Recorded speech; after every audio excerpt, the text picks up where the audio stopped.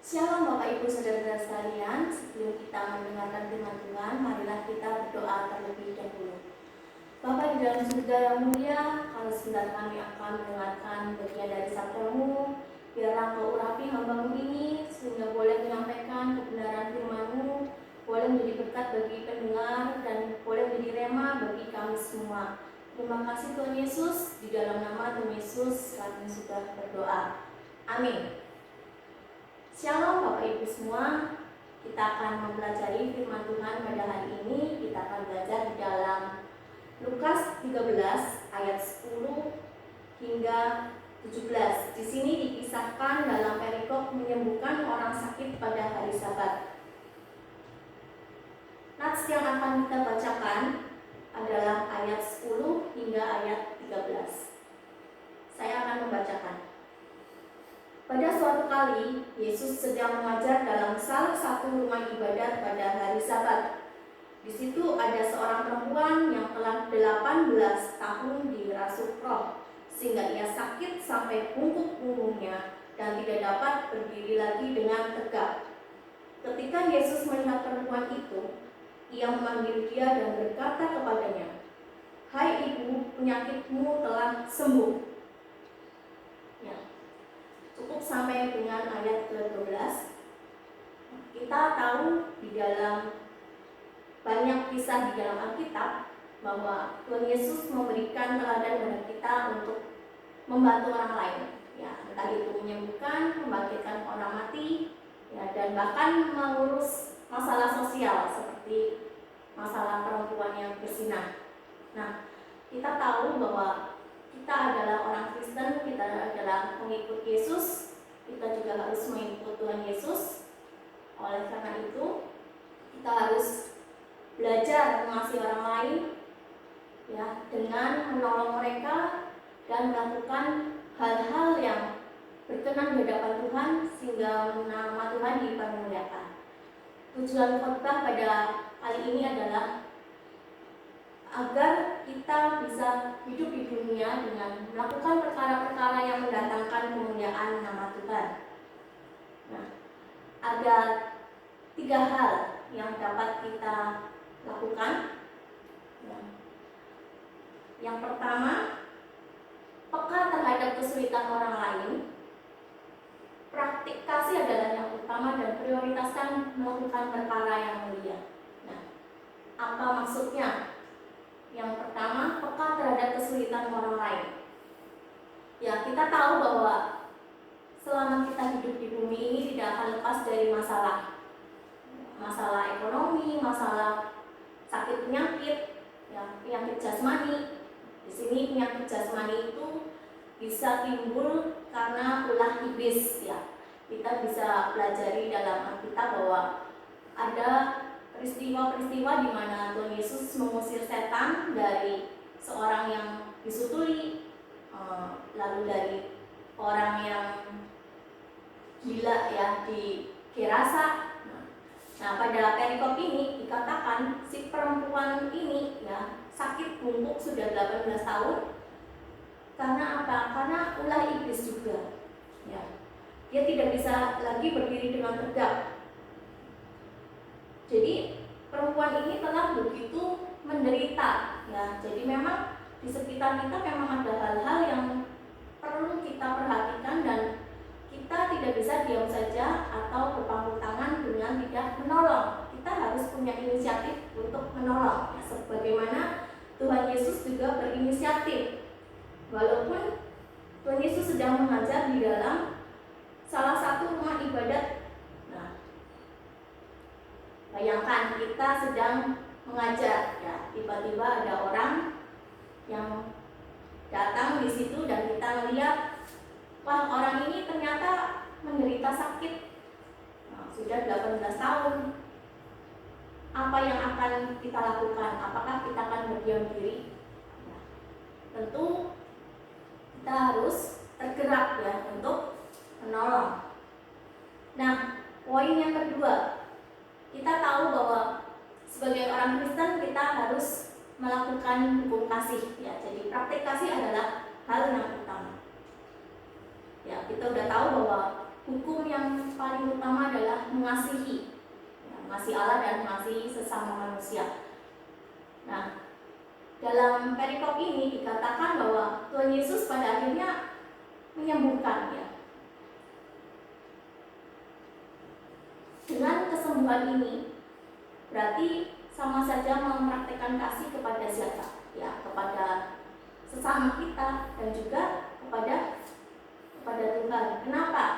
Karena sakit penyakit yang berasal dari iblis atau penderitaan yang dari iblis harus dipatahkan. Ya, disitulah makanya ketika kita melakukan pertolongan, ya, kepada orang, apalagi berhubungan dengan kuasa jahat, dan kita bisa melepaskan orang itu dari penderitaan, berarti kita juga mengasihi Allah, ya. Karena dengan terjadinya mujizat berarti kita mendatangkan kemuliaan bagi nama Tuhan, membawa orang menjadi menyembah kepada Tuhan, ya.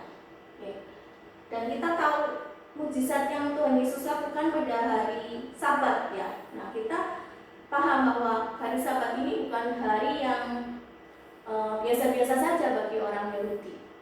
Mereka kental dengan tradisi adat istiadat di mana pada hari Sabat dilarang melakukan aktivitas. Ya, walaupun pada faktanya ini Tuhan Yesus di ayat 15 mengatakan, ya, bahwa hai orang munafik, bukankah setiap orang di antara kamu melepaskan lembu atau keledainya pada hari Sabat dari kandangnya dan membawanya ke tempat minuman? Bukankah perempuan ini yang sudah 18 tahun diikat oleh iblis harus dilepaskan dari ikatannya itu karena dia adalah keturunan Abraham? Berarti jelas, ya, bahwa hari Sabat itu sebetulnya tidak kaku, ya, untuk semata-mata beribadah, tetapi pada faktanya juga orang Yahudi melakukan aktivitas yang umum, ya. Jadi jelas alasan yang dikatakan oleh kepala rumah ibadah, ya, walaupun kepala rumah ibadah itu memang punya tugas untuk menertibkan, ya, memastikan dalam ibadah pada saat itu berjalan dengan tertib, ya. Tapi jelas alasan dari kepala rumah ibadat ini tidak rasional, ya, karena dia menegur Tuhan Yesus, ya. Dia menegur agar menyembuhkan tuh jangan hari Sabat. Nah, perempuan ini ditegur, ya. Kenapa tidak datang di hari yang lain, ya, tetapi di hari Sabat.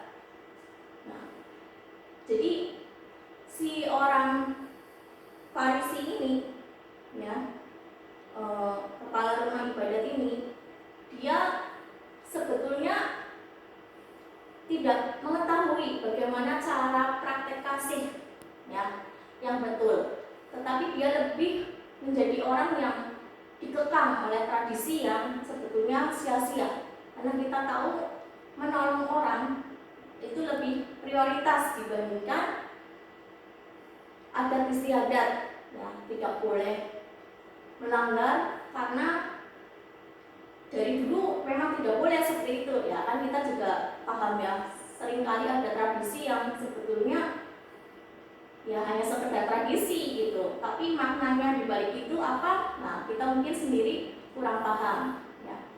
Padahal kita tahu ketika kita lihat orang kesulitan, apakah kita harus menunda untuk menolongnya? Ya, tentu ini bukan hal yang betul, ya, karena firman Tuhan jelas mengajarkan bahwa kita harus mengasihi sesama kita seperti diri kita sendiri, ya. Ketika diri kita sendiri sakit, apakah kita akan menunda-nunda untuk pergi ke dokter gitu misalnya? Ya, kan nggak mungkin, ya. Apalagi untuk menolong orang, kita harus melakukan sama seperti diri kita. Jadi ketika kita melihat orang lain itu perlu ditolong saat itu, ya, kenapa tidak? Ya, jadi yang ketiga adalah prioritaskan melakukan perkara yang mulia. Nah, jelas kita sudah belajar dari Tuhan Yesus selama di bumi ini banyak sekali melakukan pelayanan yang berujung pada memuliakan kehendak Bapa, ya. menyembuhkan orang sakit, membangkitkan orang mati, ya, mengusir setan. Nah, demikian pula dengan kita, ya, kita juga sudah menjadi orang-orang yang percaya, kita diberikan oleh Tuhan kuasa dan karunia, ya, untuk melakukan berbagai macam hal, ya.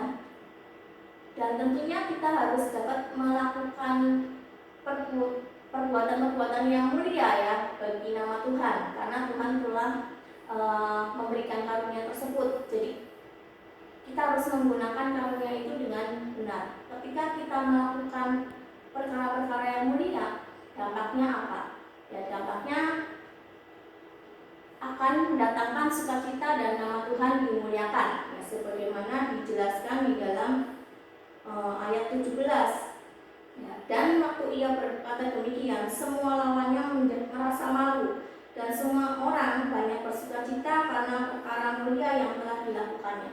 Ya, demikian pula dengan kita dapat mengikuti teladan Yesus dengan melakukan perkara-perkara yang mulia, sehingga nama Tuhan dimuliakan. Oke. Terakhir, oleh karena itu, marilah kita melakukan perkara yang mulia, karena itulah yang Allah kehendaki bagi setiap kita yang percaya kepadanya. Saya tutup dengan bacaan dari Efesus 2 ayat 10. Karena kita ini adalah buatan Allah, diciptakan dalam Kristus Yesus untuk melakukan pekerjaan baik yang dipersiapkan Allah sebelumnya. Ia mau supaya kita hidup di dalamnya. Demikian pemberitaan firman Tuhan. Mari kita berdoa. Bapa, terima kasih atas firman yang telah Kau berikan kepada kami. Biarlah Roh Kudus memberikan kepada kami penerangan dan iluminasi Tuhan, sehingga kami boleh memahami kebenaran firman-Mu lebih lagi, dan kami boleh melakukan apa yang Engkau kehendaki bagi kami. Biarlah kami boleh meneladani Engkau yang tidak terkekang oleh tradisi, tetapi peka terhadap sesama kami yang membutuhkan pertolongan. Kami percaya Tuhan, ketika kami melakukan kehendak-Mu, maka Engkau akan dipermuliakan, dan banyak jiwa-jiwa yang semakin mengenal Engkau dan datang kepada Engkau dan menjadi tobat-tobat yang baru. Terima kasih Tuhan Yesus, di dalam nama Tuhan Yesus kami sudah berdoa. Amin.